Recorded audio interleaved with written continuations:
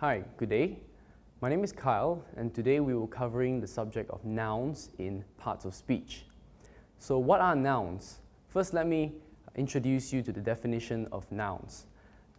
Nouns are basically words that are used to describe objects, things, or people. For example, buildings, cars, the names of peoples, they are all classified as nouns.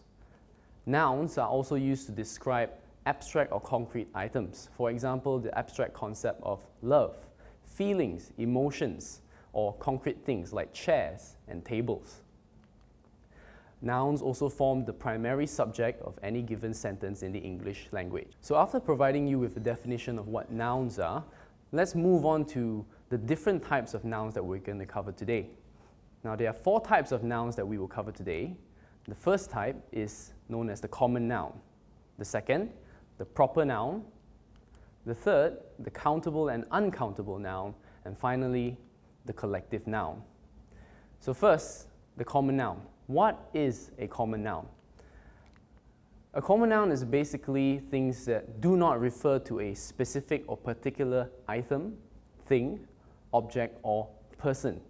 For example, a chair, a table, a hospital, or a university. The second item is known as the proper noun. What is a proper noun? The proper noun is the exact opposite of the common noun, which we referred to in the previous item. The proper noun, instead of referring to a non-specific item, refers to a very specific item. Now, one thing that you will notice when referring to a proper noun is that most proper nouns are capitalized in the first letter of its word. For example, names. My name, Kyle, when written on a piece of paper, is spelled K-Y-L-E with a capital K. Therefore, it is a proper noun because it refers to me specifically.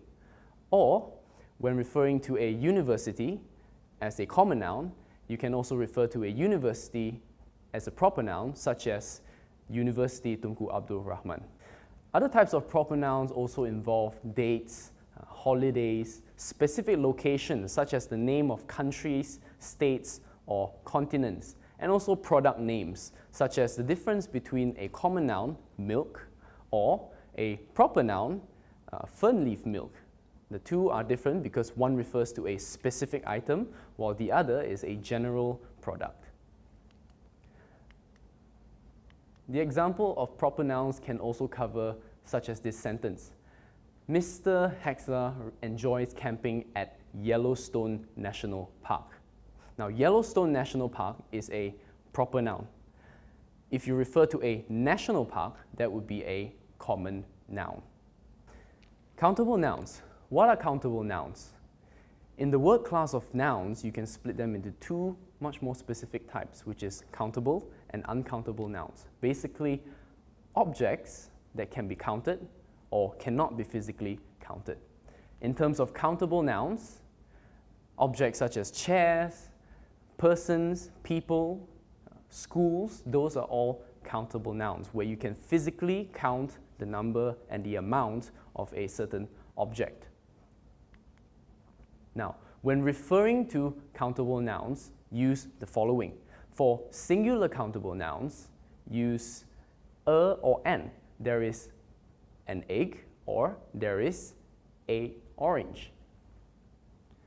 Number 2, for plural countable nouns, use some.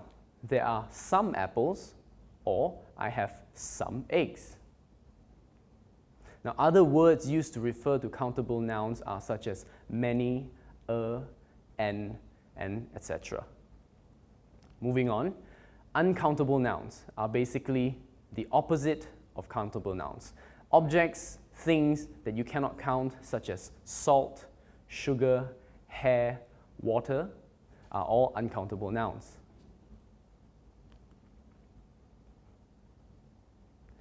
Now, examples of uncountable nouns. When you refer to uncountable nouns in a sentence, you use the words some as well. He has some oranges. I have some bread. Items that cannot be counted, but you use the word some. What about the term how much or how many? Now, how much is used for uncountable nouns, and whereas how many is used for countable nouns. For example, how many of your friends are coming, or how much sugar or salt do you need? So remember, how many is used for countable and how much is used for uncountable noun. What about a few versus a little? I'm sure you have heard of these words before. Now, such as similarly with their cousin many versus much, a few is used to refer to countable nouns. For example, I have only a few dollars. You can physically count dollars because it is money, it is a numerical amount, and therefore you use the countable word few.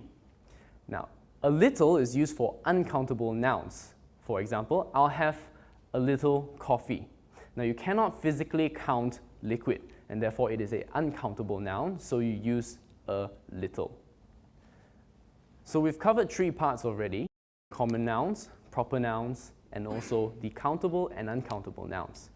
We'll move on to the last item in the parts of speech of nouns. This one is basically known as the collective noun. Now, what are collective nouns? Collective nouns are basically nouns that refer to a group or an entity with smaller parts. Now, they can be made up of a lot of people or a lot of things, but the noun uses it to refer to it as a single entity. So, an example of a collective noun.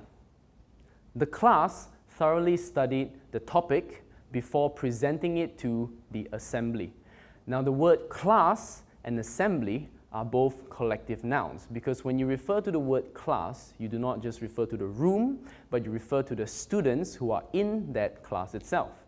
And the word assembly is also a collective noun because you do not refer to the assembly of people, but you refer to it as the people who are in the assembly, therefore making it a collective noun of many people or entities within a single noun. Now, a word of caution when using collective nouns. When using collective nouns in a sentence, you have to make sure and ensure that the noun is in its collective form. For example, the word school can both refer to the singular entity of the school building or the entity of the entirety of a school, which comprises of the students, the teachers, and even the structure itself. So therefore, when you use collective nouns in a sentence, make sure you use it in its collective form. So once again, let me just refresh your memory in the parts of speech known as nouns. Now, nouns, once again, is used to refer to objects, people, things, buildings, dates, and other things that can be concrete or abstract.